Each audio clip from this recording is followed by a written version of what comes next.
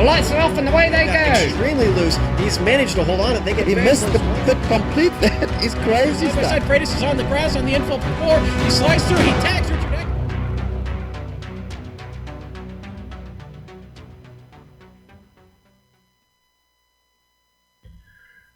Coming as sweet and clear as moonlight through the pines is Road Atlanta. This Daddy Go Faster, Honey Slow Down roller coaster of a track is the host venue for Apex Online Racing's Formula Renault 2.0 Championship. The late afternoon shadows grow long here for round 3 of 12 on the Season 5 schedule, and you'll be able to see all the open-wheel action from both the 40-minute opening feature and the 25-minute sprint that follows live as it happens here on the Global Sim Racing channel. Hello from the Peach State and welcome to GSRC's Countdown to Green. Soup and Crackers, Bill Soup Zahn, and my partner Sean Crackers Ambrose up in the booth all season long to call the action. Turning the knobs and pushing the sliders is our director Amjad Yaman, armed with camera locations created exclusively for GSRC by its in-house director of photography, Dougie Beard. Over the next 15 Streamy Award-worthy minutes, GSRC will bring you all the storylines and all the stats and facts you'll need to fully appreciate the Formula Renault 2.0 Championship Round 3 doubleheader action that will immediately follow. If you saw the Season 5 second round from Spa, you saw a series veteran move a little closer to making a long-time dream of a championship come true. 35 drivers took the grid for the feature race. Michael Mittner was on the pole, but just like in the season opener at Donington, Spa gifted him with more early trouble, and Mittner finished 17th, but, and this is integral, on the lead lap. Gunnar Nienhuis grabbed the lead from the third grid spot and had another virtual wire-to-wire feature race win, matching the results from his Donington opener. Christian Koch was 5th after lap 1, 2nd after lap 2, and sans the pit window followed Nienhuis for the remaining 16 laps of racing to the finish line, finishing in 2nd. After missing the season debut, René Oosterkamp moved up from 6th place qualifying spot to grab the last podium. Then, 24 drivers finished on the lead lap of the feature race, which meant when the field was inverted for the sprint race, Jake Sperry found himself on the pole inside of Silvio Hurt.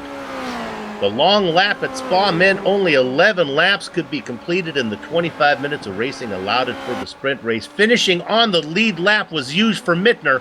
Starting 8th, the talented driver was 4th after lap 1 and in the lead by lap 2, where he stayed to pick up his first race win of the season.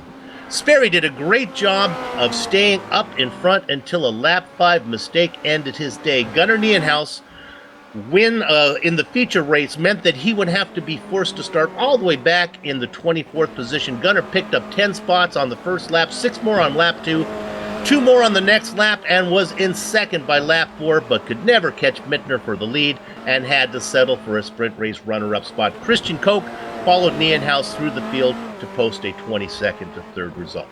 Now, the big news after the race was the stewards taking a proactive stance in the Round 2 event, reviewing every incident, whether it was reported or not, and they handed out some penalties which will be served today.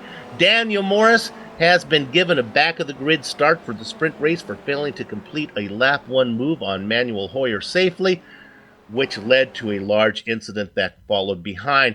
Yannick Nienhuis has been given a feature race qualifying ban and also a back of the grids for the sprint race, causing a large incident on lap 1 in the sprint race. And Jake Sperry has been given a back of the grid start for today's sprint race for dangerous driving in the Spa race. That led to an incident. So Sean, with the knowledge that these stewards are ready to lay down the law, the AOR comes to Road Atlanta. Yes, sir. And every time we get to Road Atlanta, Soup, I like to stop for lunch at Gladys Knight's Chicken and Waffles. And boy, I had a nice pre-race meal there. And let's talk about this beautiful 750-acre facility here just north of Brazelton, right outside of Atlanta. They opened it in 1970, Soup. The facility is used for a wide variety of events, including professional and amateur sports car and motorcycle races, racing and driving schools, corporate programs, and testing for motorsports teams. In '98, they held the first Petite Le Mans, the precursor to Le Mans, every year. And this 4-kilometer facility has 12 turns. Tell you what, the trip downhill through the S's there, turn 2 and down through turn 5 and up to 6. A lot of fun. I can't talk about it enough. It's better to watch it. Let's hop on board in the Formula Renault 2.0 GSRC machine.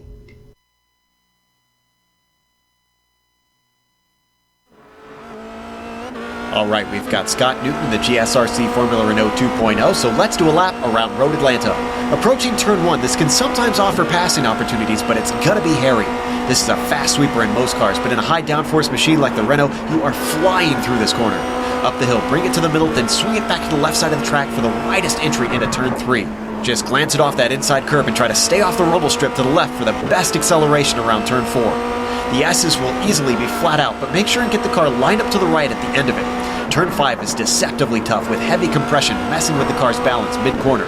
It's a pretty common sight to see cars end their day through there. Drift the car back to the left and get ready for another good passing opportunity coming up in turn 6. There's a fair bit of camber in this corner, so it will be faster than you'd expect. If you don't get the pass done though, the exit of turn 7 can be your savior. Really focus on the best launch possible to ensure the maximum speed down the long back stretch. The draft of your opponent can definitely help you close in on them too. Once the track starts heading downhill, bring the car off to the right and get ready for the absolute best place to overtake, the chicane. The good news is you don't have to be a sitting duck when under attack. The switchback nature means it's possible to defend from the outside.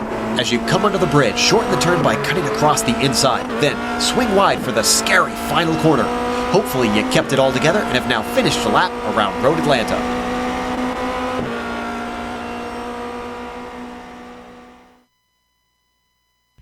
Joe Peak on the mic and Scott Newton on the wheel, taking us around the 4-kilometer roller coaster that is Road Atlanta. Thanks to Apex Racing UK for providing today's lap guide. Now let's take a lap around the point standings, starting with the Driver Championship. Keep in mind that these are raw totals. After this race, GSRC stat boys Simon and Poindexter will be banished to the catacombs below the GSRC campus to crush the drop race numbers, and we'll be excited to be showing you those at the next race.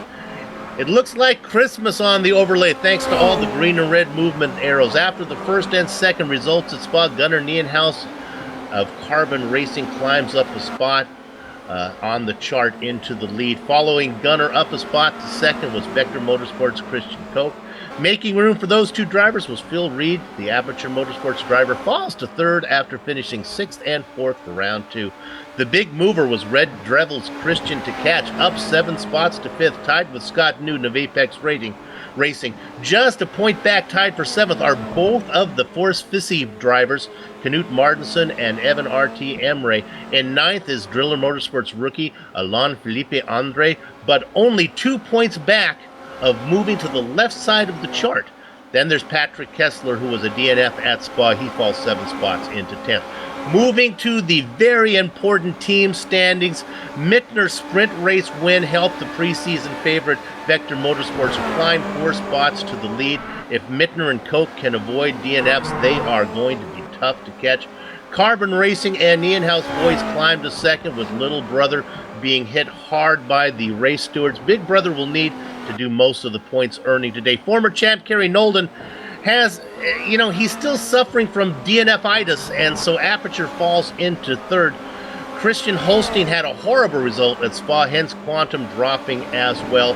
And the only team with both drivers still inside the top 10 in the Drivers' Championship is Force Fissy, and that's why they hang on to the left side of the overlay. Okay, Sean, we've reviewed the last race, introduced the track, gone over some of the penalties, and the Driver and Team Championship. Now let's review the nuts and bolts of the series and the event details. Yes, sir. Let's get the viewers tuned in here to Season 5. We are here, round 3 today here in Road Atlanta. 2 event drops. You get 2 drops per season here, so that's a combination of the sprint and feature race. Now, the Formula Renault. This is a great car, almost 2,000 cc's. This naturally aspirated power plant, a little over 200 horsepower. It's a very, very peppy machine. So now the setups today, it's an open setup, about 20 liters of fuel. That's the max fuel allowed. That means we're going to need a pit stop to get the feature race done. Now, the format is 2 races per event. So you'll see 2 races today, a feature race and then a sprint race to follow the sprint race, only being 25 minutes long. Now, it will be a standing start, so nobody's going to get a chance to heat up these tires. It's going to be a really tough start today. We'll talk about that in a moment on those cold tires. Fast repairs, you don't get any.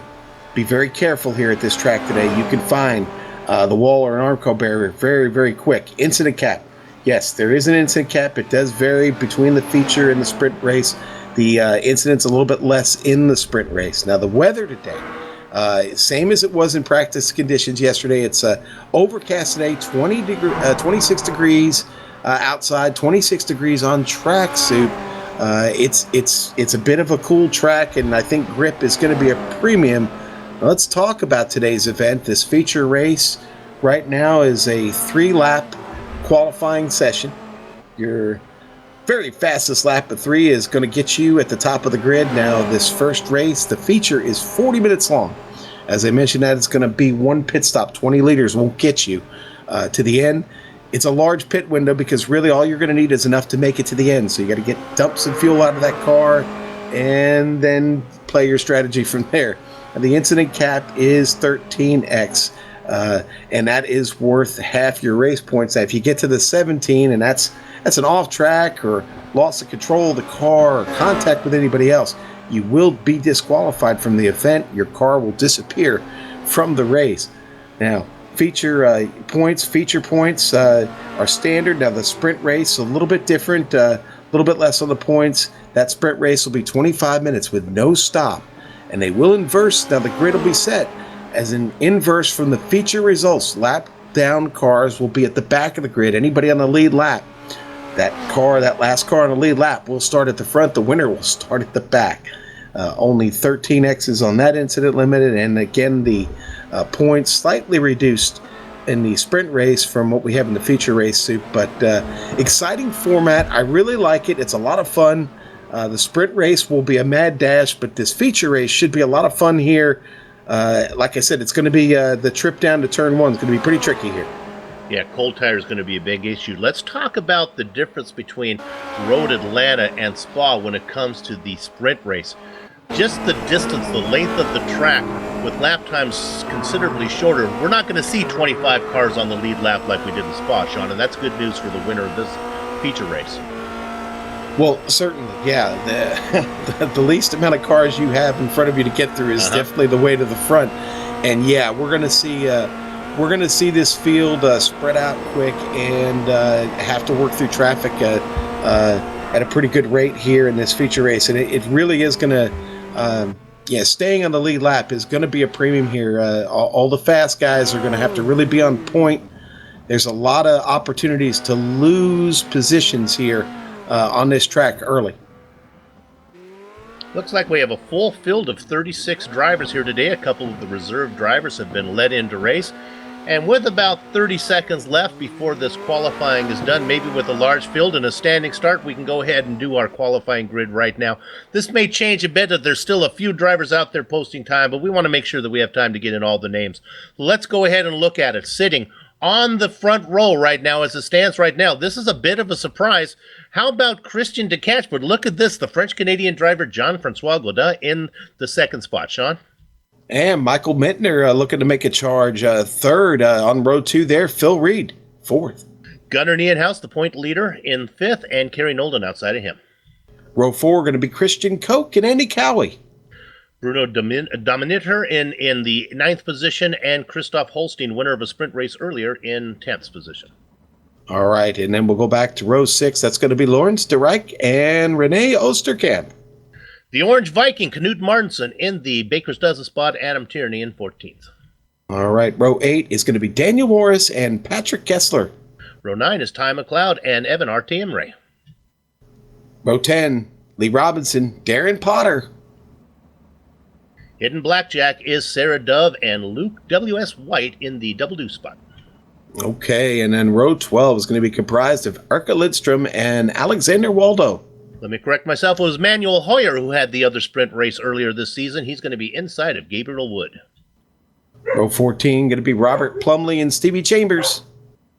You can hear that somebody let the dogs out here at Atlanta. Jarno Hertz in 29th position and Ben Scott in the 30th spot. All right, 31st going to be Silvio Hurt, Mark Forte in 32nd.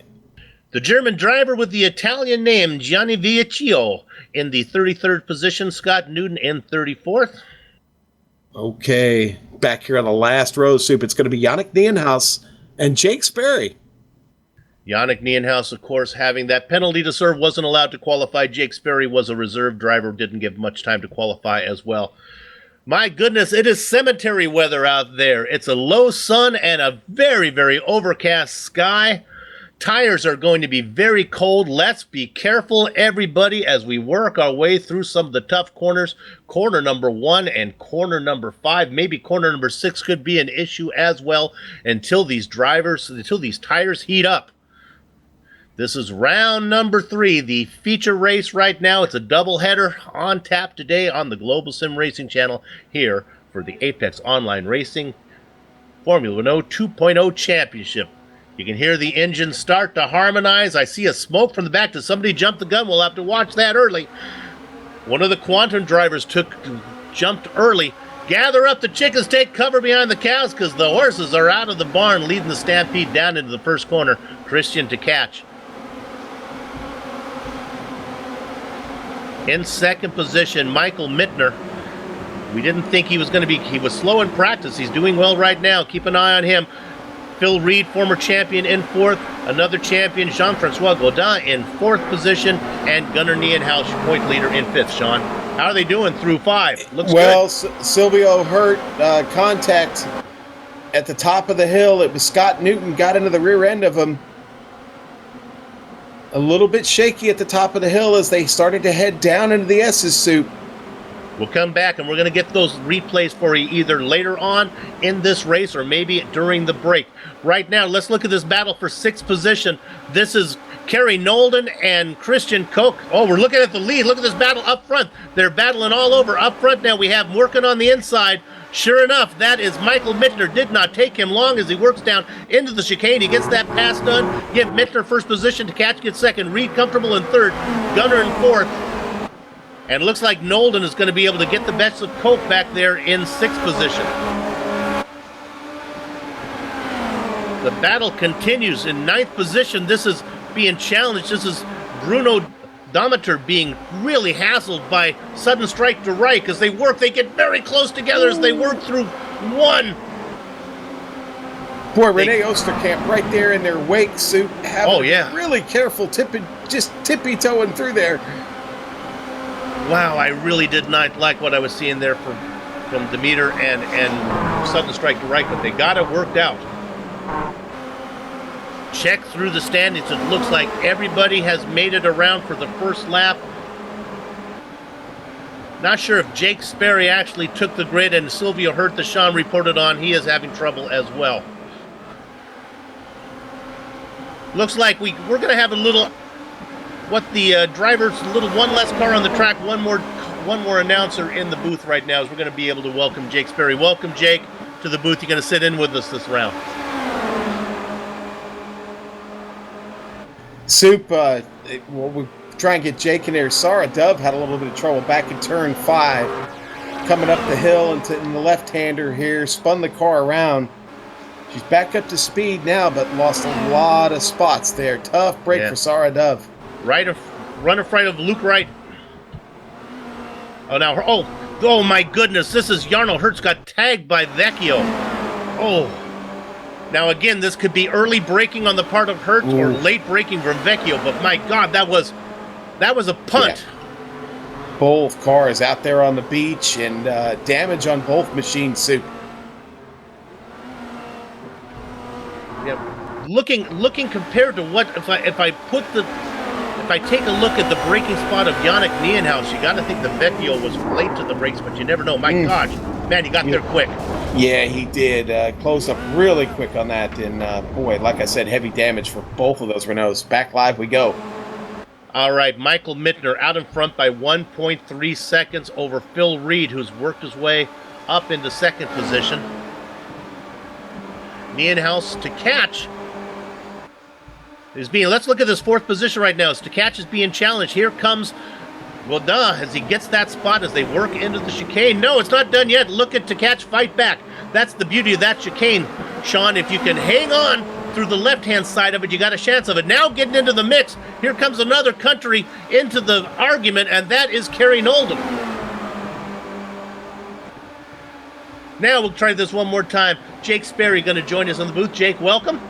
Welcome, sorry about that one. You can see here side by side going on. Kerry Nolden to the outside towards turn number 2 to Cash there on the outside. He'll have to give up the position they're going through, and to Cash doing so well. Now Christian Koch wants a piece of the action. Thank you for joining me. Unfortunately, my pit crew weren't quick enough to get me to the grid, so I'm sitting out on this one when all is said and done. But look at the battling that's going on here, and don't count out second and third here. Nienhuis has Phil Reed in sight. Looking at that battle back there with... As we're going now, Yep. We're going to be looking at Holstein, who's had an issue. He was off in turn 3 coming down the hill. Holstein has problems. He spins the car. I don't think he has any damage. We'll catch it on the replay here. Holstein coming across the start-finish line. We got that rewinded back a little bit too far, but you'll see him come up the All right, hill we'll stay on here. it.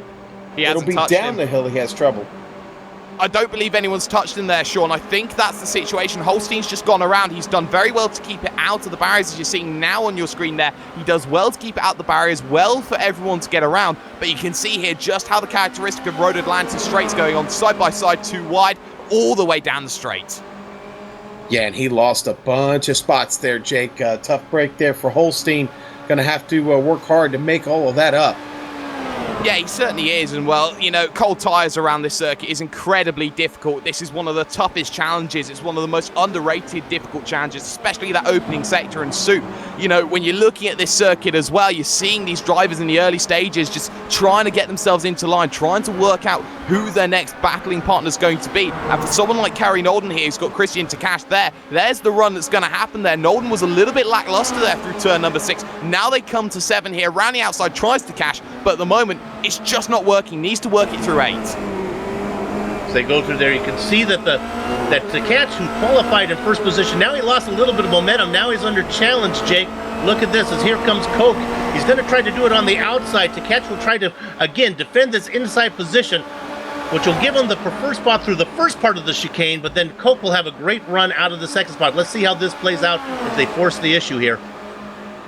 Yeah, you can see here, just going to go to the outside here. Koch will now try and run it on the inside, but he's going to run out of momentum here, lose that position, or that opportunity, shall we say, as he didn't lose a position at all. So now Christian Koch has to wait behind here. He's there sitting in 7th position right now, as Luke White then running into a few issues there here. And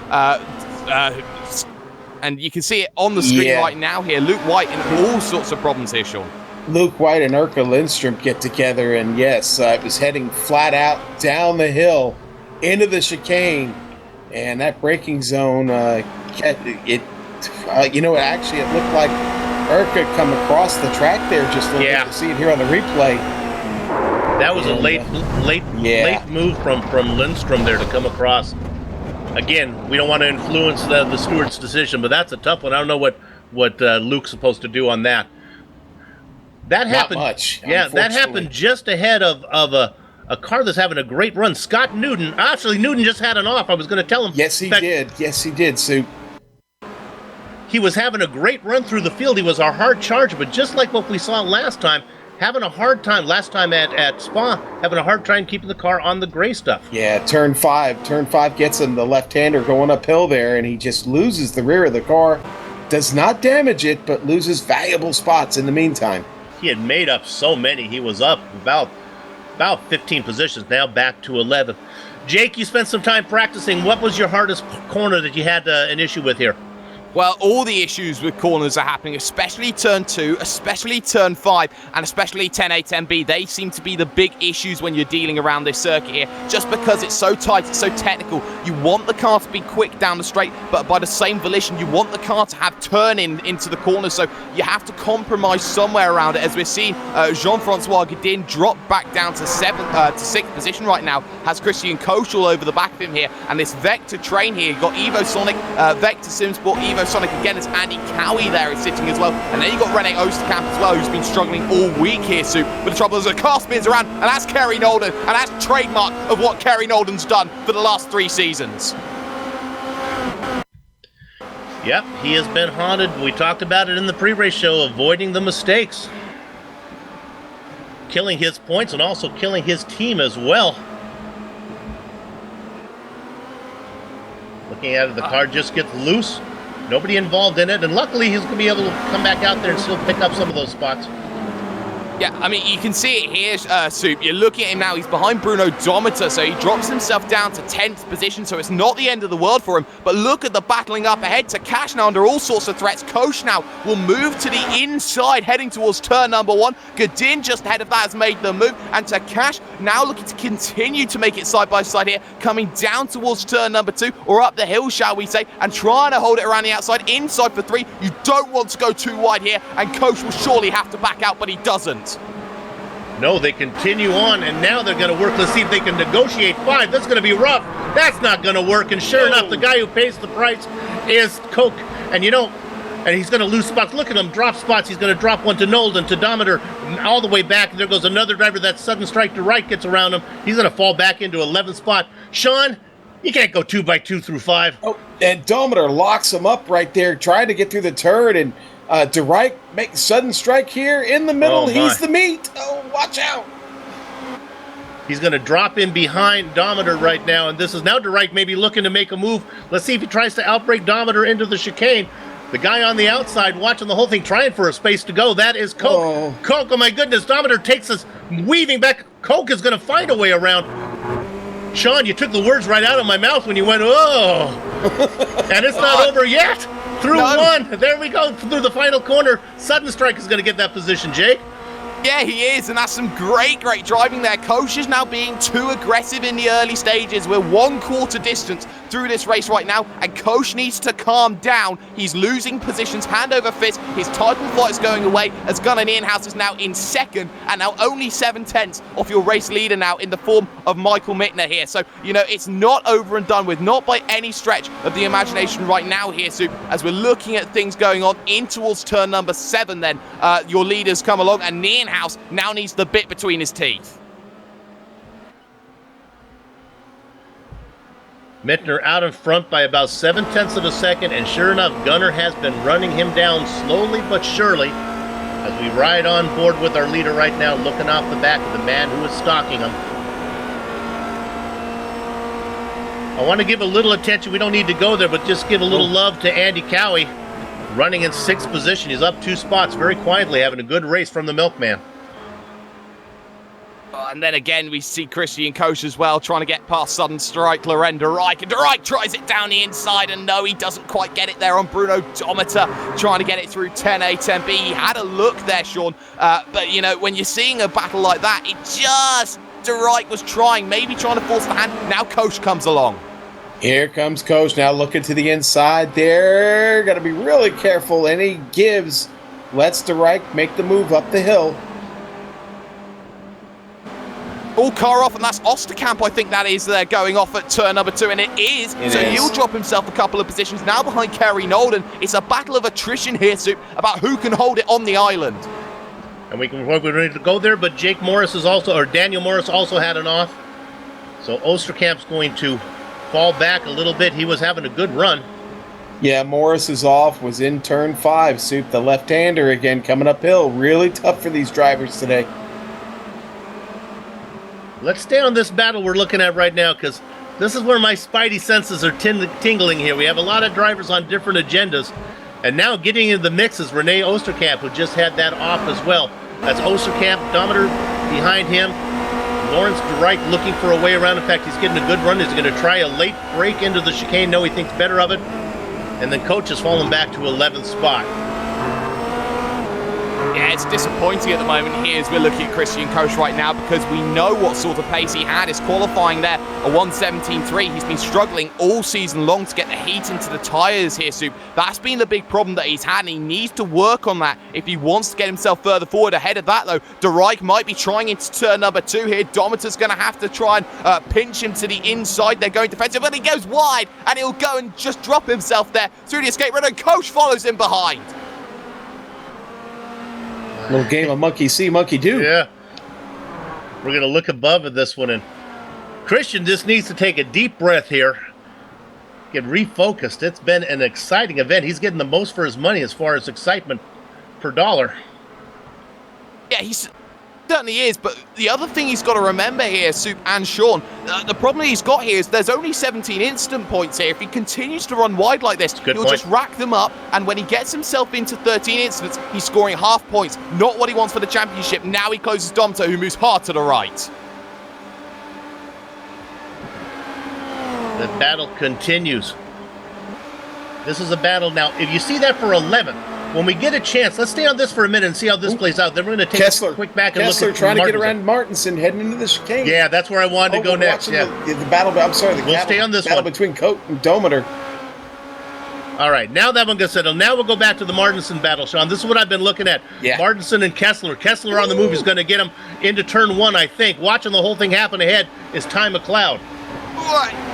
Oh, that got so close into turn number 1. The Swiss superstar Patrick Kessler holding on to things for the moment, gets past Martinson, but that's the sort of liberties you have to take around this circuit here, so you can't take any risks. Well, you have to take a lot of risks even, shall I say, because when you get yourself into that situation, you have to make the passes. You can't just do it into 10A, 10B all the time. People wise up. And this group is starting to find their way to Dometer and Coke. Those two have been battling so hard up there that this group is now starting to close. Yeah. Kessler is really starting to find he'll be in the tow here soon. Well, the way the battle in front of them has been playing out, I think that's a case of be careful what you wish for. I'm not sure if they actually want to get into that one, because that has been fierce up front. We don't need to go there. I can just report that Nienhuis has been just minding the gap.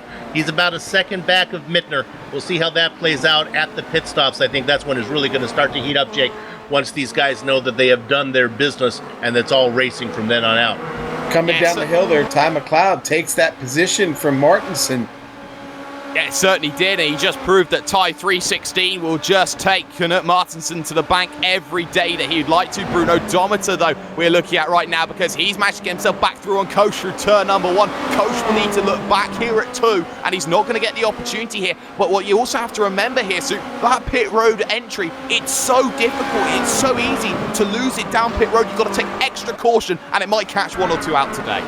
It is. Entry is, you can get not only caught up if drivers don't realize that you're making, you really need to communicate there. And pit exit is also tricky as it dumps you out right into corner number 2. Very sneaky. Yeah, it certainly is, and when you're getting yourself up onto the apex, I saw Alexander Waldo on lap 2 try and get himself out of pit road. He had to park himself on the grass on the outside because there was no way at all that he was going to get himself through with the slew of cars. Now Koch will try and come back here, using the slipstream to his advantage. 140 miles an hour. Will try and move to the left-hand side of the circuit. Will try and get himself that position forward. Side by side, they're going to continue, and surely now he's going to make this one stick then. Down on the brakes, into the left-hander. Thank you very much then. Sean, he's +1. Yes, he is. Another really good battle on track now is the 1 for 12th place between Ty McLeod and Patrick Kessler. Oh, Coach coming in the pit now. Yeah, it's an early stop here from Christian Koch. I like this decision here, Soup. I really do like it. He gets himself track position, and he can get himself in this position to fill the car up to the end. He's one of the first to come in. And Yannick Nienhuis, a little while ago, he's had an off. He was having a great run. He has worked his way up as a hard charger. He had a spin. So we were going to do a top 10 rundown, but now we'll wait till the pit cycle works his way through right now. Seems like a good plan there, Soup. And well, while you're looking at this one here, there are other battles going on here. Andy Cowie here. Oh, that's good. Didn't turn around there just a little bit. Half a slide going through turn number 8. You got to get on the power as early as you can, but you can't take liberties when he spins. He'll lose the position to Nolden there, Sean, and that's a big, big shame. Boy, it certainly is. You're going to see it there on the replay, and just saves it. But you're going to have to give that position. We'll go on board with Coach. I'm sorry, with to catch. Oh, and it's a very scary one there, Soup, as you saw there. He just had to get himself out of the way of that one. But what he has managed to gain, though, is about a 2-second gap here to the driver of Cowie behind. Remember, to catch was your pole sitter, and he had fallen back little by little, fallen all the way back to 6th position, now running up in 4th. In that battle, as we look at there with that battle with Nolden, with Cowie in front. We haven't talked much about Andy Cowie. I mentioned him, what a great run he was having, up in 5th right now. Cowie right up the tailpipe right now. And, that is Nolden was up the tailpipe of Cowie there as they got down the hill and through the left-hander. Oh, well, you can certainly see how they're doing it, and I'd be careful about the sort of words you'd use there, Sean, when you're moving forward with that. But now you're looking at this. Nolden now has to try and use the draft here of Andy Cowie. And Jean-Francois Godin, talking to Jean earlier on in the week, he hasn't been here the first 2 weeks, mainly because he's been dealing with family issues, had to go on holiday. It's been difficult for him to find the practice. Now you see how Andy Cowie is under so much pressure being at the front of the train. Nolden now will look to try and move to the inside. Down on the brakes, he will get it, but now he's got 2 angry Evo Sonic cars then look to go through, and now Godin wants a piece of it. Yeah, Godin in the action now, but give that to Nolden. Great move by him. Let's go back to the lead. This is heated up, and Mittner now has been ran down by Nienhuis. It's just a matter of car lengths right now. We'll see if these guys want to force the issue now or wait a little bit. Nienhuis now drops back a little bit as they work their way through the S's. Let's see what kind of run they get through 5. Remember, there's a pit stop coming up very soon. I can report that Coach is out running in 18th position. He's the leader of all the cars who've pitted. In fact, nobody really has pitted yet. I believe everyone's going to try and come in here with about, you should say, 15 minutes to go, potentially. Everyone's decided that they want to try and run that 20 litres. And, huge slide coming out of the corner for Michael Mittner out to turn number 8. That will allow Nienhuis to close up a little bit more. But now it's a case of first to blink here, Soup, right now. Because if Nienhuis comes in, then he knows that Mittner's going to have to come in on the next lap. If Mittner comes in, Nienhuis has the choice to either A, follow, or B, continue on his merry way. This is a fantastic little battle. These guys qualified about a 1/10 of a second apart. Jake, is the draft play much of a factor here? I know it plays a factor going into the chicane. Other than that, is that really the only place where it plays a factor? You can see it down turn number 1. Towards turn number 1, it does play a factor if you are within about 2-3 tenths of a second here. Nienhuis has dropped back on that lap. He had a little bit of an error, but you're seeing now Michael Mittner needs to force the issue and is starting to force the issue here. A very experienced driver with AOR, missed last season, came back this season and did an incredibly good job here to get himself into first position right now. We know these two have a great battle, and you're seeing what's going on here. Let's look at Andy Cowie, and we'll see if we can pick up Coach, because Cowie has come into pit right now. This will be interesting. Coach working his way around the final corner, heading down into the main straight right now. Cowie is beginning to roll. Let's see if Cowie can get out first. These guys were close together. I think Cowie's going to get this done. Yeah, sure. Cowie into the S's right now. Coach back considerably, about 4 seconds. Right, and Evan Imre also came in that Jean's pit off suit. again. Jean-Francois Godin is off again at turn number 8 there, and that is on his own there, guys, and he's just caught the grass on the outside. So easy to do. Yeah, seeing it out here on the replay.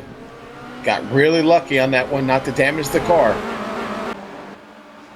Yeah, he has been dodging bullets left and right, the French-Canadian driver. Yeah, he certainly has, and well, now he's dropped himself a few more positions here. He's now behind Sudden Strike, Lorenda Wright, so he's now down in 8th position overall, and you are starting to see here everyone start to play those games. Kessler and McLeod then, these two going at it, the 70 and the 316, and now you're going to see Ty 316 try and make the move here. He's right there tucked in the toe. This is where the slipstream comes into effect. No, not close enough then into turn number 1. He'll have to wait again here soon. Cowie running in 15th position, the leader of all the cars who have pitted so far. Nobody in yet. Since then, we watched this battle as Kessler running in 10th. Knut Martinson, the Force-Bissy driver, in 12th position. For McLeod and Kessler really been going at it for a while here, pretty much since the green flag stopped. And I wonder if maybe they'll pit at the same time at this point, since seeing as they are so close. Might not be a bad strategy for both of them, for one of them to follow each other in. But that window is certainly open, Soup. We've seen a few drivers head on in, and I've got a feeling we're going to see plenty more here within the next lap or two. The leaders are going around one more time. They've got a bit of a gap here till they get to some lap traffic. Yeah. And now Phil Reed, former champion, has come in. Yeah, he has, and well, he had to come in from third. He's now got to do something about it here, Sean, because he was being dropped here by Nienhuis and Mittner. He needs to put in some fast laps. They don't change tyres, they only add fuel. So it's not going to be a case of he's going to have new rubber to work with. He's going to have the case here of managing to get yourself into place here and getting himself back out and going again with purple lap times here. He gets himself out and away, in and out, and will he have drama to deal with in terms of traffic? No, he's completely clear in terms of traffic right now. He's a mile away from Cowie here, who now needs to get around my teammate, Emmanuel Hoyer. Yeah, and you know what? And let's go to De Rijk. De Rijk has had issues. This is a big issue for Lawrence De Rijk. Ooh, it certainly is. That's a horrible incident to see, and well, if this was in the real world, I wouldn't be surprised if we saw something like concussion. There's no former tyre there, and look who's so lucky coming out of that Jean-Francois did, who just gets away by the sliver of his teeth. Jake, you're not kidding, man. I was watching that when it happened. Godin just gets by. I mean, you couldn't have got a piece of paper in between him there. No, you certainly couldn't. And yeah, wow, indeed, you have to say. And well, there is a reason why this is sim racing, why this is really good. Kerry Nolden is in, Christian Takash is in, and well, that is good news then here, as we're going to see this battle for third and fourth here, Soup, really hot up. Nolden into the box right now. We're going to watch and see. We're going to keep an eye on, see how Phil Reed, remember, Reed was running up there. Reed now is working his way down across the start-finish line. He's got a chance to get these guys. Yeah, he does, and he needs to get these guys here and get himself out of the way. You can see Takash now needs to get himself onto the power, but he's going to run out of road here because Reed's just going to go straight by. But that's a problem here because Takash was a little bit further back than that from Phil Reed, so Reed has lost time in the stopping period there. So, Sean, what you have to say about this is it's not over here in the battle for the podium. No, not at all, and Phil's really got to turn in some good laps. In fact, Phil, a little bit of trouble down there at the bottom of the hill. Car got a little wiggle out of it. He's back on the power, but you know what? Christian's going to be there pretty quick here at this point. Christian had a great pit stop that was awful quick, 4.4 seconds in the stall. Reed to catch Nolden, Cowie, and Coach, the top 5 drivers who've pitted so far. Leaders continue to go around one more time. And Gunner's being dropped actually here. The gap now opens to 1.4 seconds here, and that is the very fringes here of draft that you can get down that main straight. That is a huge issue for Gunner Nienhuis, but they run into traffic in Stevie Chambers, the Flying V right now. He'll get out of the way, or try to here, and you can see it's just such a difficult area to get out of the way of traffic. He does very well to get around with Michael Mittner, but that will have held him up about a tenth of a second. Mittner just making the call. He's coming in the pit. I think there was more of a thank you there, actually, that we were hearing over the radio. Okay. Thank you to Stephen Chambers for getting him out of the way. Whether he'll come in, yes or no, that will be a different question here. But, Soup, if Mittner comes in first, we know that he can't go longer on the fuel than Gunner Nienhuis. Maybe he has been conserving for a Banzai lap. That is the question here. He might try and take maybe 2.5 litres less by saving fuel. Nienhuis has been in the tow for so much. Perhaps that is the case. Osterkamp running in third right now. Bruno Dometer in fourth. Kessler and Knut Martinsen, the only drivers. Lee Robinson yet to pit. And the question is, will anyone come in? And yes, Michael Mittner comes in and followed very swiftly then by Gunner Nienhuis, so they could only go as far as they possibly go. Big wiggle coming down in for Michael Mittner. Watch the timer as he came in then. Maybe there could have been a case for speeding in pit road. We don't know there, Sean. I'm going to have a double check then and see whether he was over the 44-mile-an-hour limit. It was very tight. It was, yes, sir. Even Gunner looked like he had a little bit of trouble with the car, a little bit of a wiggle out of him. Kessler now in also, just hitting the pit lane. Oh, and look at that. Michael Mittner's got a stormer out of there, and Nienhuis has lost even more time there. So, Soup, that race, barring an incident, I think is Mittner's. Assuming that he took enough fuel, because we never know how that's going to play. Is he going to have to pedal it at the end? Meanwhile, just ahead of these guys by about, maybe... Oh, this is our leader. This is Brunometer, Cinderella in the Cinderella position. Spins right now. That was our leader because Bruno hadn't pitted yet. But that car turns into a pumpkin. Guess where, Sue? Yeah, turn 5 has been happening the entire out of the S's. Oh, it's the pantomime villain here of the story here. Turn 5. Oh my word, Liam Robinson's gone off and he's collected Robert Plumley, Sugar Robert Plumley. And oh dear me, that happened just in front of the driver of Bruno Dometer. You just can't get out of the walls here. Plumley had already made his stop. So had Liam Robinson. Yeah. And you have to say here, Soup, how fortunate Mittner and Nienhaus were just a few seconds down the road of that. They managed to get away with it. And look at this battle going on. Takash is through on Phil Reed then through 10A, 10B. Reed's going to come back at him, though, here. And he's got the inside for the final corner, inside for turn 1. Not done yet, though. Staying fighting as they work down Reed in the taking that defensive line. And Christian's going to go ahead and back out a little bit. Stay in the toe, see if he can get this done. If he can stay close enough, Sean, it should be easy enough to get that done as they work through the S's. They'll go around through 6 and 7. He'll see if he can get a run into the chicane, maybe. That's a nice battle going on right there. This is Reed in 3rd, Takash in 4th, and then watching the whole thing, Kerry Nolden.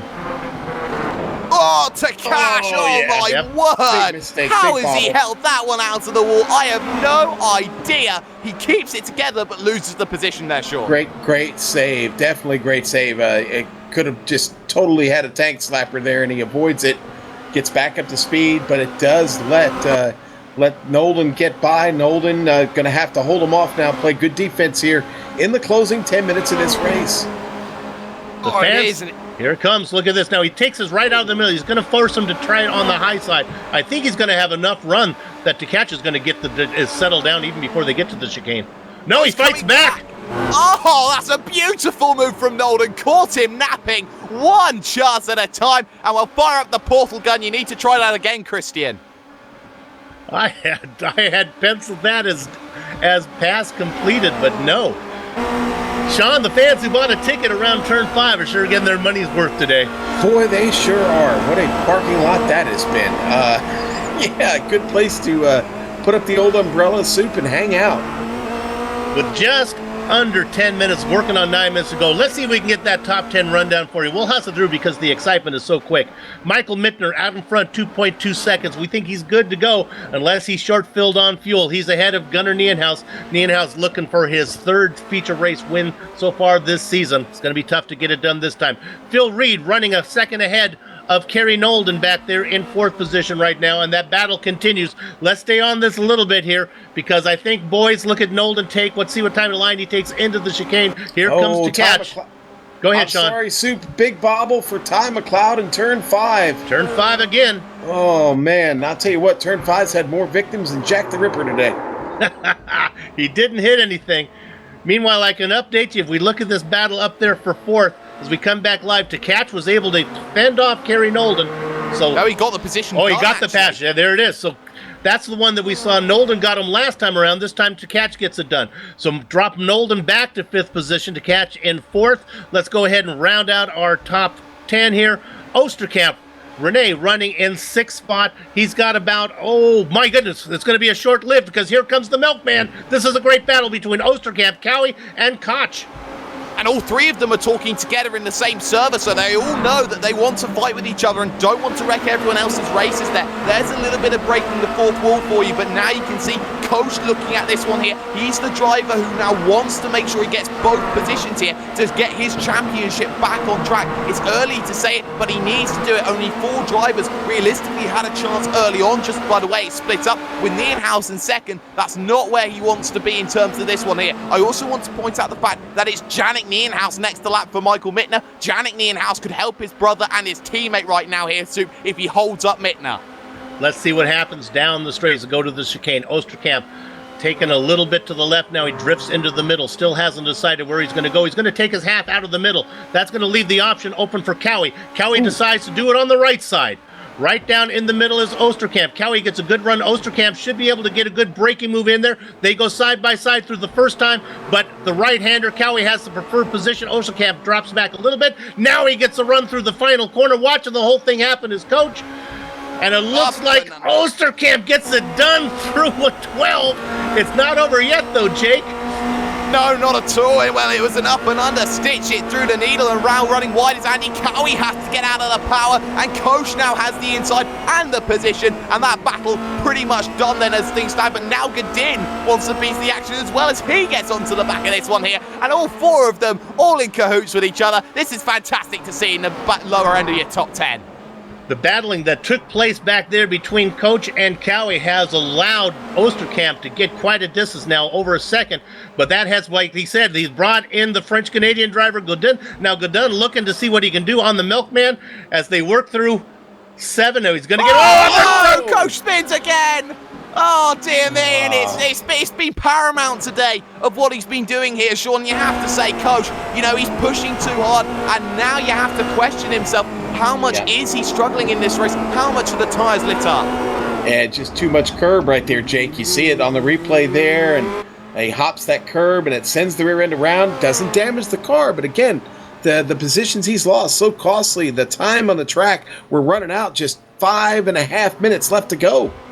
Yeah, and only 21 cars on the leading lap right now. Yannick Nienhuis is that driver here and will have to surrender soon here to Michael Minter, but we know he won't want to surrender here. He wants to be A, on pole for Carbon Racing for their constructors battle, and B, he wants to hold up Mittner here to allow Gunnar Nienhuis back in. He closed in that last lap, back to the gap under 2 seconds, but it will take a lot of battling between the two to get themselves forward, and I don't like the etiquette if it does happen. Also look at Takashi and Nolden right behind. It's going to be a tall order for both Nienhuis and Sarah Dove, who's just ahead of Yannick right now, running in 20th to hold off Mittner for the next 5 minutes. Mittner has been fast. That gap still at 2 seconds back to the big brother, Gunnar. Now making a move. Here we go. Look at this pass for 20th. This is Yannick getting around. That's going to give him a little bit of a buffer. Sarah Dove now is next on the hit list for the leader, Michael Mittner. Exactly what he needed, what Michael needed, you could argue right now here. Just needed another car here to get around in the form of Sarah Dove. But if those two keep battling here, that's going to allow Gunnar to go back in. The gap now down to 1.7 here. Just 4.5 minutes left to go. So that's going to be here about 3-4 laps. And Dove's off there in front of them. And that's going to be pretty much okay there as she just falls into no harm's way. The nose is gone, but trying to right the car here is almost impossible. Tough spot there, and have to be careful. Watch the traffic coming through. Yeah, and the guys that just decides to take the toe. Sara takes the toe, guys. Just going through that was Reed, Tkach, and Nolden. If we go up to third spot, it is a heated battle up there as well. There is action all over the place. Let's look at this.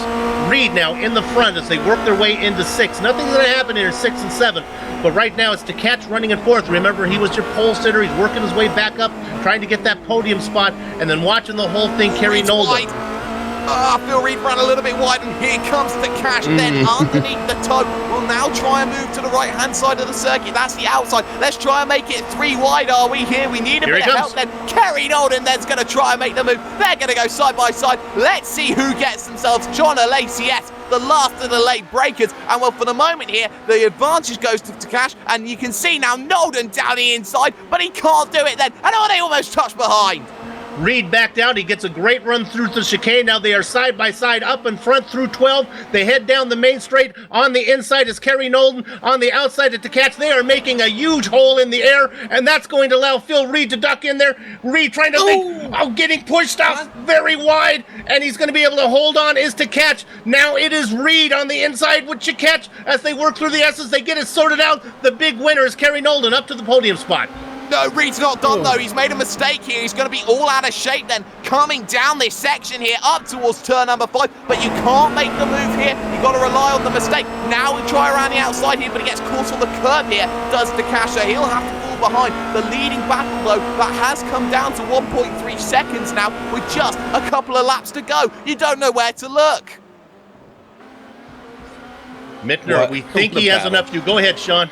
No, I was just going to say, what a battle between those three. We've seen the whole race, and it's still Christian on the attack. trying to pull off this move on Phil Reed, and they head down the long straight and now downhill up to 7th gear. Hard braking here. Let's see who gets it. Reed going to let him get through the chicane. Is he going to attack and try and cross him over, back up the hill and down the hill? Not close enough to make that move yet. No, certainly not. Was going defensive there, and there is 2 laps to go then in this event. Reed to the outside, down to the inside then, and it's not off. We see him down the inside trying to make the move. He'll have the inside for turn number 2 as he tries to get squeezed to the outside. Here comes Christian Takash trying to do a Phil Reed special. They touch, and round goes Takash. Takash all the way around. Gets the car righted. I don't think he's got much damage. We're going to look at it on the replay. You're going to see him just slam doors here. Reed looks okay as well. Up in front, Mittner has opened it up now by another 0.3 of a second, up to 1.6 seconds. I think if there's a question for fuel, that's no longer an issue, as he is opening up the gap. It looks like he's going to be getting the white flag this time. We can go ahead and say that it looks like Daniel Morris, running in 19th position, is safe as the last car on the lead lap. Looks like he may start inside of Stephen the Flying V Chambers. Now at the 5th position. Going on right now. Osterkamp here in a little scrap then going on with the driver Jean-Francois Godin. This is the P6 on circuit right now, and Godin has got through then on Osterkamp with a lap to go. It's all kicking off here, and Soup, you have to say, it's been a fantastic feature. Here comes Osterkamp. Osterkamp with a great drive today, Jake, and I really think he's got a chance here to put a move on him. He does, but he's not in position right now, and they're running out of time here to make this all happen. You've got to remember, teammate behind him, there's the little struggle then we've seen there for René Osterkamp there. Just took a little bit too much of the curb, a little sausage curve there on the front. He drops himself back by about 0.2 there, and Soup, we're coming towards the end here. Your leader's now heading onto the back straight. Yeah, Godin was able to run down Osterkamp, and I think that we'll watch it as they come through that through 7. I think Cowie's going to have a run on him. And meanwhile, we got to go up to our leaders. They head into the chicane. I think it's pretty comfortable. 1.5 seconds on Gunnar Nienhaus. You know, Mittner coming off the win in the sprint race at Spa. He's going to go back-to-back as he works through 10A and 10B. He only has 11, which is not much of one to do. 12, here he comes down the main straight. Let's go ahead and give round number 3, the feature race 2. Michael Mittner, Gunnar Nienhaus gets second. Let's go back and look at Cowie. It's not going to happen for him here. He's too far back, and Osterkamp doesn't have the run coming out to the corner. Jean-Francois Godin has that position locked, so 6th, 7th, and 6th and 7th are pretty much signed there and have got itself there pretty much sorted out. Just trying to look back here to see if there are any other battles really worth mentioning here, and we still do, because there's Bruno Domser and Martinson then. Martinson needs to run. He'll get the run here, and now has to do it the long way around surely here. That's going to be so difficult, and I don't think he can do it here, Sean. Oh, no. Give it to Dometer across the line. Oh. Boy, he had a nice run, though. He made him work for it. He did. And let's go ahead and focus on, let's go back to the drivers going to be on the front row. Stevie Flying V Chambers going to come across in 18th as he works his way through the chicane right now. He's been up front before. And actually, he's coming up on Darren Potter. I'm not really sure Stevie actually wants that spot. And then the last car on the lead lap, finishing in 19th, Daniel Morris. Any chance his middle name is Philip, Sue? Philip Morris? Well, I'm not taking 10% from me. That's all I know. All right, here we go. That's what we're going to do on the Global Sim Racing Channel. We'll take our break right now, but don't go far away, because we'll probably come back during the break between races, do some driver interviews, and we'll run down the entire finishing order for you. Back in a few.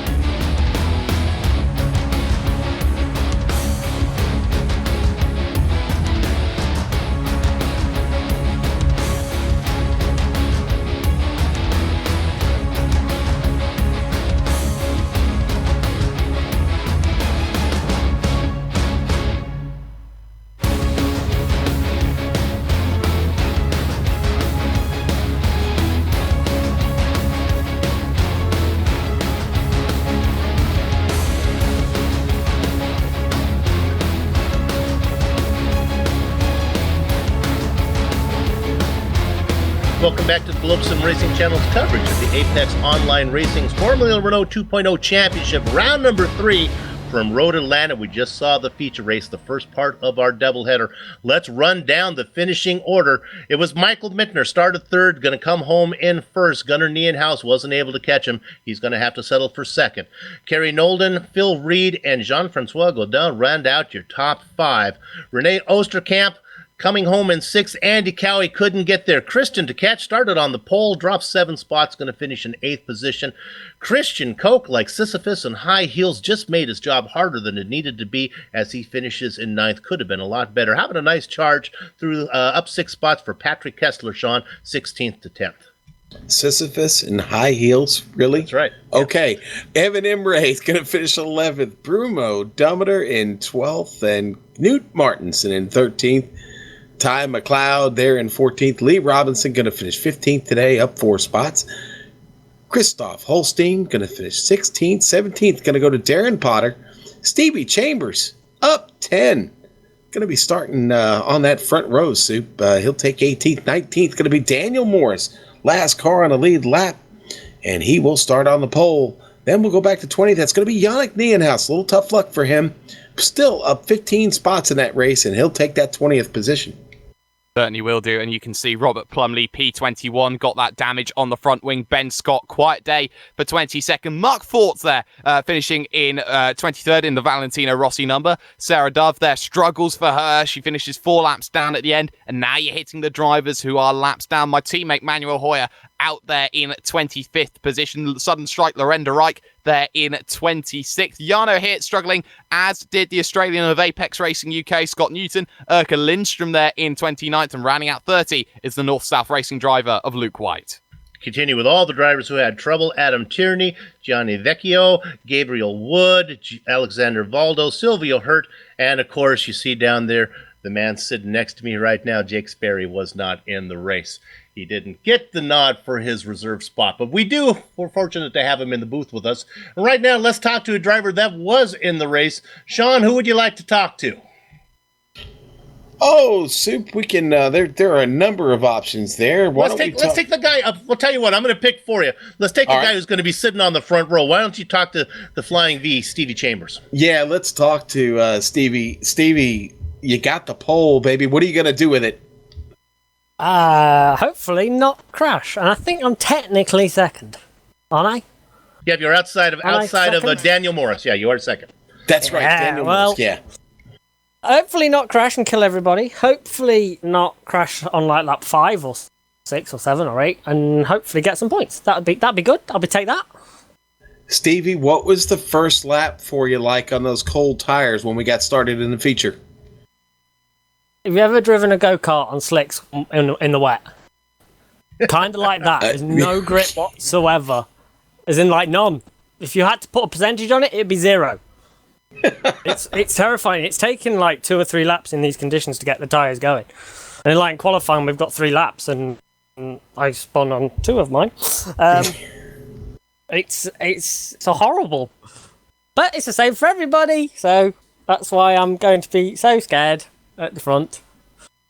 All right. Well, listen, we really hope for the best result. We'll keep our thoughts with you and our spirits up. So you're going to have some bad, fast dudes behind you looking to take it away from you on that first lap in this sprint race.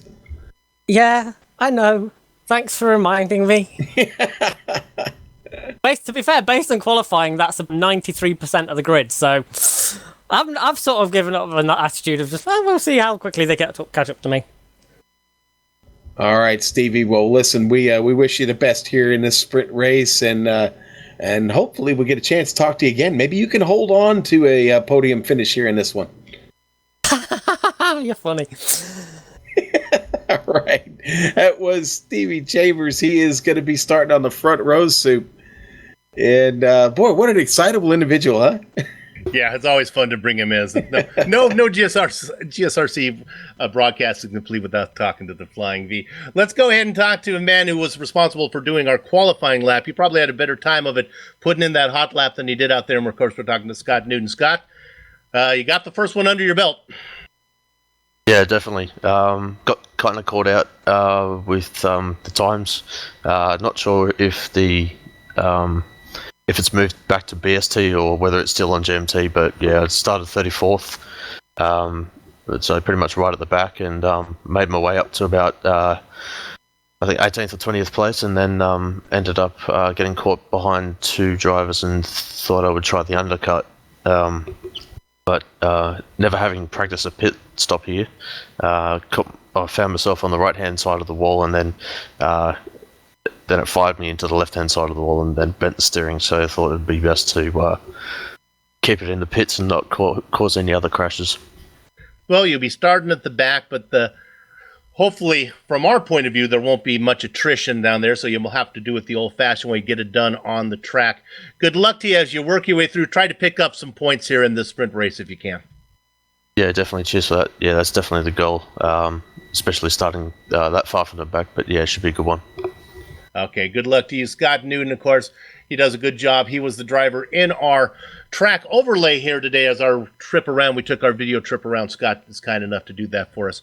Okay, what we're going to do on the Global Sim Racing channel, we'll take another short break so we have time for one more. Okay, our director says we can stay here. Let's go ahead and bring in Gabriel Wood. Sean, you want to talk to Gabriel? Yeah, Gabriel. Hey, buddy. You know what? That was a pretty exciting race. Maybe not the best result for you, my friend. What happened there? No, I got to enjoy the broadcast, at least. No, but got through turn 1 okay, and then got through turn 2 at the little chicane up there at the top of the hill, and I think it was Waldo. He got loose, and then he overcorrected and just turned left into me. It sucks. Didn't destroy the car, but it just made it awful to turn right, and that ended up causing me at the next lap to run over the curbs and ended up taking me out of the race. So tough end to it, but I'm going to be pushing hard and trying to cut my way through the field for the sprint race. Yeah, last time I checked, you've got to turn right in a few spots on this track, and you definitely need that Formula Renault to handle, don't you? Well, this is America. We all make lefts. Well, okay. I'm not used to this. That being said, are you the bull in the china shop here in the sprint race? No, I'm going to be taking it easy, but I'm going to be pushing for every position. That's kind of an oxymoron, but yeah, from looking at the broadcast, stay on track, and I'll probably get a decent finish. As long as I don't go off track all that much, I should be able to walk away with maybe a top 15 or something. I mean, I've got a decent pace, but it's just minimizing the mistakes, especially turn 5.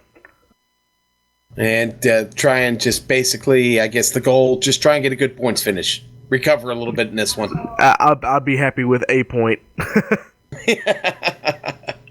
Gotcha. I'd be ecstatic with a point. How do you feel about heading to Brazil next? Fun. It's another track that I don't own yet, so I'll be able to practice it during this week. But it's a track that I love on the Formula One games, so it'll be a fun race. My only problem is, here in Donington, I just don't do well on tracks with blind corners, and Brazil really it's a nice track, so I'll be looking for a good finish there.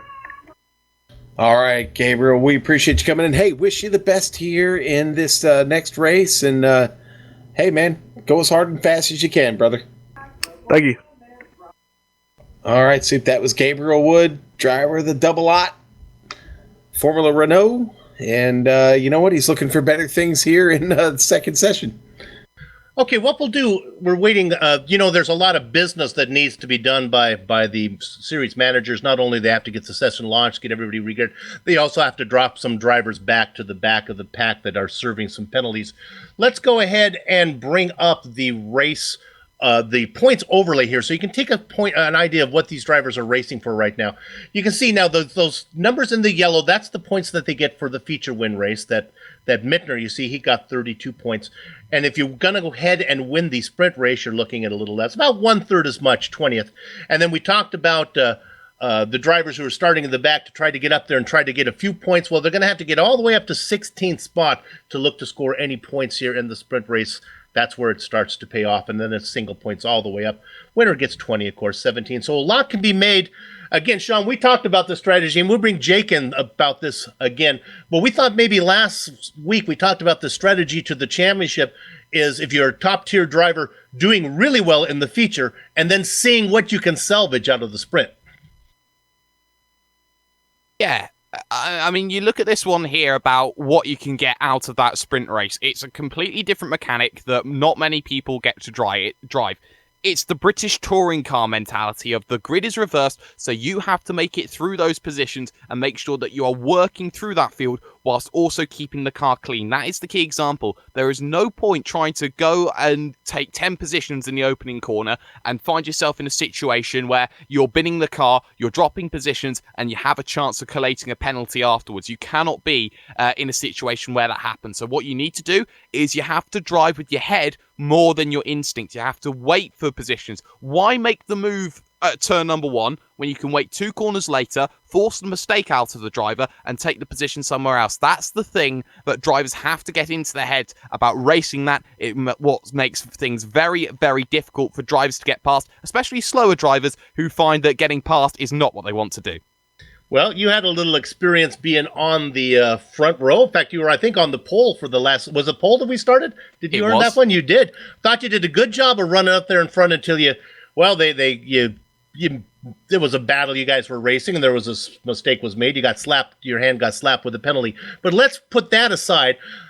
I was reading through the forums and looking at some of the comments about this inverted grid, and I think it was you, I'm going to quote you on this one, that said maybe the biggest culprit is not the driving, but it is the clock that these guys think they need to get it all done in 25 minutes.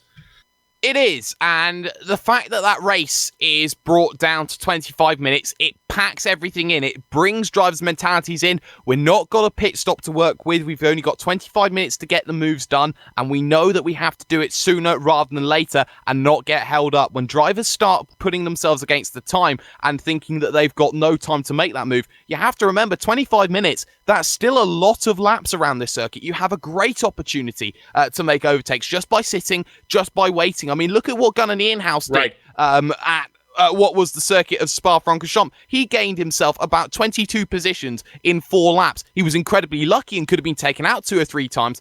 But I'm going to use this analogy. Every time you go for a move, you are rolling a dice. You are always gambling when you make that move. Most of the times, it works out in your favor. Sometimes it won't and you won't get the pass. Sometimes it could go catastrophically wrong and it will mean that you will end in an incident. How you place the car and how that dice is weighted, that is all down to the driver's skill, and it takes a driver with great driver skill and great luck to get themselves through and win these sorts of events. That's right. You know, we talked about poker before we went on live. I'm a poker player, and there's luck in poker as well, but it's a matter of playing the odds and making the best case, choosing the spots, choosing your battles, where you want to force the issue, when the odds are in your favor. Yes, there's luck in poker. There's luck in racing. It wouldn't really be racing if there wasn't much luck.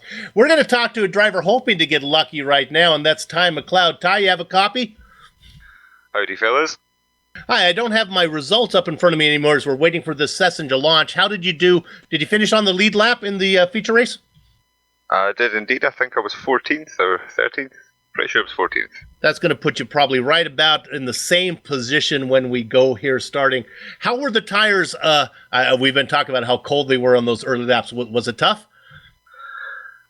To be honest, I didn't really notice. I was taking it that cautiously in the first couple of laps that I wasn't pushing at all. And by the time that I did start to push, they were already up to like the temperature. So, like I said, I didn't really notice. There was a couple of moments in the opening laps where you kind of noticed it's like, yeah, they're still a bit slidey, but like I said, you weren't pushing it too hard. Any close calls for you today out there? Yeah, I had a spin in the second sector in the uphill left-hander that cost me 11th, which was not ideal, but it was a fun race. I had a great race with Kessler, and I think, to be honest, that was it. I think that was the only guy I was racing with, but I ended up losing touch with him after the pit stops, so I'll try and get him after the sprint race. What team are you racing for this? I don't see your team's not in the top 10. Who are you racing for this season? Infinity VRT, yeah, we're not in the top 10. We've got Lawrence to blame for that, so we need to get on his case. Sudden Strike letting you down, okay. He is. He needs to get the points. If you want to go even further back, Ty was also one of my drivers when I was a team owner back at Hydroforce, so we go a little bit back, me and Ty do, and well, Ty's a very good driver with a little bit of bad luck, and he's certainly doing a very good job of things this season. I wish him all the best of luck. Thank you very much, Jake. It's good to see you again. Good to have you as a driver as well, actually. It is, but it's not when I'm at the front of the field and I'm trying to make sure that nobody gets past. That's true. You do like to defend. Well, one man's defending is another man's blocking, but we'll leave that to another day. Ty, good luck to you and bring it home, get some points here in this sprint race, okay? Thanks very much, mate. Bye-bye. Ty McLeod racing for Infinity. That team was doing really well. That combination of those guys, that's the same package that they had last season in Season 4, was doing very well. Not having the luck today, blame it on your partner. That's always the technique, right, Sean? Yeah, that's always the technique, Sue. Blame it on the partner. Not long before this session comes up, though, and we will get back to racing here. Just about 5 minutes to go here, I believe, before the session goes up. But you know what? I love the sprint race. We've seen a lot of action here in the first 2 rounds. I expect we're going to see some pretty hot action today. I'm looking at some of the guys that are actually going to be stuck in the middle of this thing, like Evan Imre, Bruno Dometer, Newt Martinson, Ty McLeod. We just got off the line with him there. This is going to be a really, really good scramble for those boys. Christian Koch and Christian Tkach, all going to be, like I said, right there in the middle of this thing. And it is going to be really fun to see how these drivers work together first time down the hill through the S's. Now, Sean, there's a lot of talk in the forums about the format with the inverted grid. You and I are fans of it. Of course, we don't have to race it. Jake is a racer, so maybe we can bring him here at the very end. But as far as commentators go, and as far as the fans watching, it is exciting. I think some of the drivers feel a little bad because they feel like they're not putting on a good show or they don't look professional out there. But they have to realize, and the viewers at home have to realize what these guys are trying to do. These cars are on cold tires. It is a nightmare, first of all. Then they've inverted the field. And then what happens is, a normal case during the race, the fastest cars go forward, the slower cars, and the string stretches out. Doesn't happen in these sprint races because it all stays tight racing all the way through. I mean, you're asking an awful lot if you expect it to be perfectly clean, wouldn't you say? Yeah, you are asking a lot. Listen, the format not much different than what we do here in the United States, and local short track programs do this a lot, where they will have heat and conti races and invert fields, and so again, I'm a big fan of the format. Yeah. I love this scramble, and listen, this is a pretty deep field of talent we've got here, Sue. So I certainly think these guys can handle this format. I think you just got to get used to who you're racing to. Isn't that right, Jake? Yeah, it certainly is. And, well, I use the analogy of British touring cars because that's where you also see reverse grid actions coming into effect as well. And while it does look a little bit messier and you do see that concertina effect kick up, I still think it looks absolutely fantastic, and that emotion, that drive for everyone to get forward to the front of the field, I think that's what makes stories and racing brilliant. It also brings a sense of urgency when it comes to that final race of the season, where you know you've got to make positions up forward, and you know that your championship rival will be doing the same, be it ahead of you or behind you. I think it's a great addition to the league. I've seen it work very well in different leagues. BSR is a prime example who uses this, who work alongside Apex Racing UK. I think there is a lot that can be done with this reverse grid, and I am very, very happy it is implemented in Apex Online Racing. You know what? And there's an attitude adjustment. Some of the top tier drivers, it is win, and second is the best loser. That's an attitude, Sean, that they kind of have to change. We talked about it in the sprint race. It's not a win or nothing thing here. You've got to be comfortable settling for fourth and calling that a win. You know what they really need to do? Too bad they can't have some type of app that calculates their points, that combines what happened in the feature race with what their results are in the sprint race. I think if they could see that they are actually the point leader overall in the day, they'd be a little easier for them to settle for a 4th or 5th place finishing, knowing that when we all add them up at the end of the day, we come back for the next race, that Soup's going to be able to say, yeah, he finished 2nd, he finished 3rd, but look who's the winner here at the top of the points for the day. Yeah, I mean, I'll come in and say this one, Nah, Soup. okay, buddy. It's a little bit dozy, shall we say, after that opening race. So, drivers need to find themselves in that situation where they need to understand how they play this one, Soup. It's not a case of being Ayrton Senna all the time. You need to sometimes be Alain Prost and play the tactics game and do only what you need to do in order to gain the points, not what you have to do. So, what you are seeing here in terms of the racing here is everyone is trying to get to the front of the field when they maybe should take a step back and go, maybe I should cut my losses here, gain some points. Okay, I maybe have less risk of losing the car, which is a great thing, but by the same point, I can't exactly go and gain more points on my nearest rivals around me. Sometimes you have to do what is there to hold yourself in the championship, and gaining no points is not what you want. Gaining some points is what you want. I had been rehearsing my repertoire of show tunes if we continue to have to fill, so I can break in some great how do you handle a problem like Maria, if you want a little sound of music there. Let's go ahead and talk about a team that did really well, and that is Phil Reed and Kerry Nolden for Aperture Motorsports. They're sitting in 3rd right now, but they have moved up. They had a great race. They both finished well, so we expect them to move up in the points as we continue. As the session we see is beginning to launch right now, so we're going to see if we can get ourselves in there as well, as we will go ahead and get that going on. Meanwhile, we continue to fill. 25-minute sprint race coming up. Oh, what we're going to do right now is we're going to go to break, and then we will come back and get that sprint race in for you.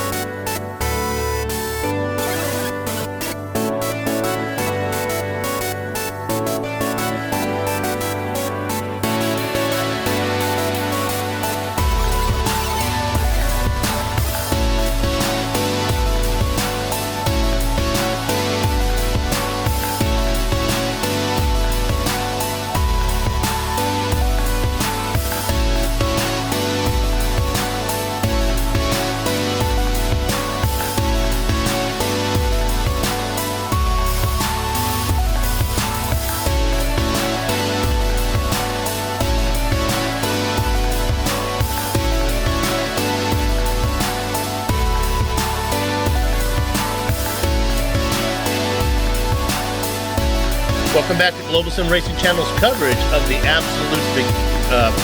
the Apex Online Racing Leagues. Too many of these. Formula Renault 2.0 Championship. This is round number 3 from Spa. We just got the feature race completed, but Jake, you're hearing that there might be some type of issue with the iRacing platform. They're having some trouble with the setting up the race. Yeah, we're probably going to have to go for an aborted start here. We are running into a couple of issues with trying to reverse the grid. So where we stand in this situation is very difficult. I doubt this race is going to count for much. I doubt that anyone's going to do too much about it overall. It might be a case that this race will have to be cancelled for this evening, and we'll have to get ourselves another race at a different time. Maybe the entire weekend won't count. Thank you for me. That would be very nice. But, we're in a situation here where we haven't had this issue before. We don't quite know what to do. Everyone's a little bit up in arms. What do we do about it? And, it's unfortunate. It doesn't often happen, but, sometimes there's things out of your control. Sean, I watched a Formula One Grand Prix race at Indianapolis that once had 6 cars, so this kind of controversy, this kind of stuff is not uncommon to real-world racing. Soup, I was there. No way. 6 cars that went around. Oh, wow. Yes, that's when I used to like to go to races, and if you get to Indy and you get to go to a Formula One race, it's kind of killing 2 birds with 1 stone, isn't it, Soup? My gosh, well, that was a shame. Whatever happened on that? Was. Did they? Was there any refunds involved in that one, or was it no, 6 car sir. race? No, sir. IMS it was a proud recipient of my dollars and my U.S. dollars, and it was still a good time. It's just they couldn't get together on the tires. That was seemed like I remember that the problem was that when the tires were bad, there was a tire war actually in that type of Formula One racing, and it was. It was corner number 1 on the oval. I don't know what it was on the road course. It was just the tires were so bad they were worried about it being too dangerous, and they could have put in a chicane, but there was, of course, those kind of simple decisions never work well. So that's kind of what the guys here on the AOR have to figure out right now, what they're going to do, whether they're going to run this, whether we're going to broadcast it, whether it's going to be for fun. And that's 5 past the hour, and we're looking here at a note that I have up here. Okay, here we go. There's a deadline now to see if they can get the thing working here, and then they're going to cancel the race. And I don't know if that means they're going to cancel the sprint or cancel the whole weekend. We will find out more.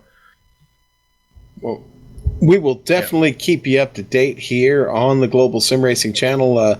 But Soup, they are saying right now if it doesn't sort itself out by 10:05 p.m., then of course that's going to lead to a cancellation. We'll get more details on the cancellation as they roll in. Jake, an update? I don't think this is going to be official, mainly because we've only seen 24 cars on the grid instead of 46. So, in my opinion, this race isn't going to count for much, if not anything at all. And we'll see what happens after the event. It doesn't seem like anything is going to happen in terms of things going on. We're getting the news here, whether we're going to cover this one or not. We can tell you right now that in this unofficial race, we'll just go ahead, that Christian Koch and Jean-Francois Gaudin have been put on the pole. And I believe that is based on the qualifying times. I think I'm looking to see if there was any grid. It looks like they were able to do some of the grid, as this grid is not set up by the qualifying time. So some of the guys have been inverted. We only have 24 drivers out there. And this is really not going to count. So honestly, leave your chickens out there. You don't need to take cover behind the cows this time. The chickens are safe. The chickens are safe in this one. Chickens are safe right now, as some of the race officials are coming across saying this is going to be unofficial, just so everyone knows. Christian Koch out there in front right now, ahead of Jean-Francois Gaudin. Oh, wow. And there goes. And there's a spinner there in Gabriel Wood. Yeah. Mark Fort's being caught up in all of that one. So, Mark Forte. The guys, I think they have a little bit of license to have a bit of fun here. I'm not sure if this... I mean, it's great to see here, and everyone's going on and having a bit of a laugh here. Everyone needs a bit of fun in times of adversity. Shall we say? It's too bad, Jake, that you can't jump down in there. This would have been a great opportunity to put you in a car and actually have you do a little announcing from behind the wheel. If only, if only. Well, next week's always an opportunity if you want. Well, we'll have a good time here. You can enjoy those Dougie Beard camera angles. He spends a lot of time on them. Look at that as they come at you now. There's some more. You know what? They worry about the series looking good. There are cars going off left and right. Some laughing going on. This is I remember when I was a kid watching a movie for the atomic war, and it took place in Australia because the whole world was dead due to fallout, and they decided to have an auto racing race, and it got a little bit aggressive. That's what's kind of going on right now. I tell you what it reminds me of here right now. It reminds me of a situation where you're about 8 years old and you get a racing game. The first thing you want to do is you want to test out crash physics on the game. So you get the AI, you get the cars, you get the best turn one that you can, and boom, everything goes in. And, it's about having fun, making sure you're racing against each other. And, when it's unofficial like this, not much more you can do. We'll try and sort things out after the matter, but, this is a little bit of fun here. And, sometimes you don't need to take everything so seriously. Yeah, well, let's go ahead before we sign off. Let's go ahead and talk about some of the options. They could, of course, wipe the whole thing clean. Now, I've spent a considerable amount of time as a series organizer. So, an option, I always hate something that happens, gets in the books. I hate to take that away. I think one of the options they could have is simply schedule that sprint race sometime and get that done. Keep the results of the feature race and see if they wanted to run the sprint race. Of course, we'll see how that works out. There's always logistics, Sean. The simplest of plans, when you start doing it, then somebody says, well, that brings up this situation. Oh, yeah, that's right. So it'll be interesting how they play it out. It happens, though. Decisions to be made, yeah. And you know what? It does happen. So, like Jake was talking about, there weren't any lives at stake here, and there weren't thousands of dollars at risk or millions of pounds at risk, if you will. So we're in good shape. But it is these three are having fun right now, for sure. Having a nice little battle, little practice, if you will. But no, this is listen. We had a great feature race. We can't discount that. We did. It was really it's been my favorite race of the three so far, to be honest with you, as far as feature races go. I wish we'd have gotten to the sprint, but hey, sometimes things happen, boys. And we're here right now. We got the official word. I feel like I'm on one of those rain delays that we watch as we continue to wait for the official word. The race has been officially canceled. Now, again, I don't know if that means that the sprint race or the whole event. We will certainly update you when we come back next time for the Apex Online Racing. So what we're going to do is wrap it up right now, and then we will certainly tune back in next time, and we'll give you all the information that you will need to know when we come back next time for the AOR, as I continue now to look for my script to wrap it up, which I cannot find. So I guess I'm just going to do this off the top of my head. This will kind of be apropos for what's going on right now. Oh, that's too late. I'm going to go through it. We'd like to thank everybody at the Apex. Watch me do this by memory. I'd like to thank everybody at the Apex Online Racing League for organizing this series and contracting with GSRC to cover it. We'd like to thank all the software and equipment that you see on the screen right now that we use on the broadcast that Amjad does. The music that we've used so far today is thanks to Eric Eckelman and Casey Lawn. See the screen for how to contact them. Sean, if you have the script, why don't you take us out? All right, sir. And, before we close up shop here, and on behalf of you, Soup, and Jake Sperry, and our wonderful director, Amjad Yaman, keeping us strong and on the right path today, our camera artist, Dougie Beard, I'd like to thank everybody for watching. With that being said, we're off to have fun storming the castle. So until next time, race clean, race hard, and we'll see you on the track.